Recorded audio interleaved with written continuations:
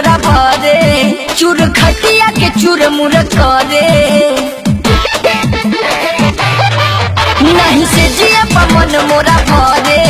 चूर खटिया के चूर मुर करे सौसे अलनिया पलनिया पबथे सौसे अलनिया पलनिया पबथे बड़ा दर्द करे करी हैया लेला राजा बना के बकैया लेला राजा बना के बकैया लेला राजा बना के बकैया लेला राजा बना के बकैया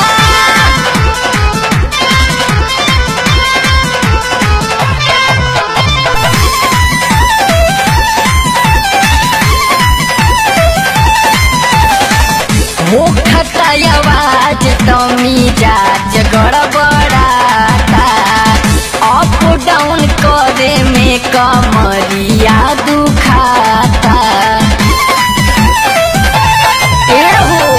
मुखता आवाज तमी जाज गड़बड़ाता अप डाउन करे में कमरिया दुखाता थकी न मन न पिराई बदन थकी न मन न पिराई बदन अब भुइये बिछावा चटैया लेला राजा बना के बकैया लेला राजा बना के बकैया लेला राजा बना के बकैया लेला राजा बना के बकैया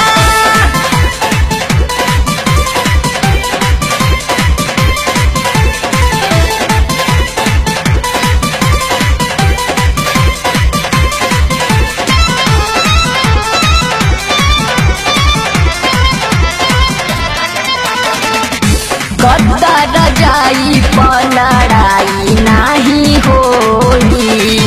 जागी जाई छोटा कातऊ हो खूब रोई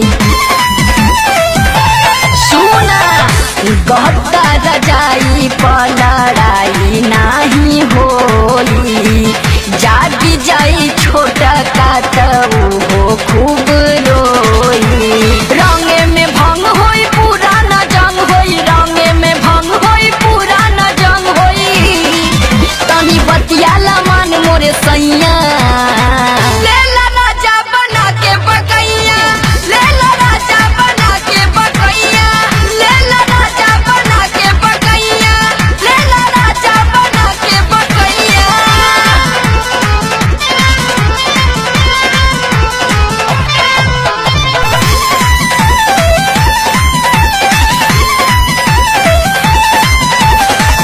पियावा विभाकर साकर हिलताटे ऊपर नीचे के जगहिया बाटे सगरों से सुपर पियावा विभाकर साकर हिलताटे ऊपर नीचे के जगहिया बाटे सगरों से सुपर अबर बकम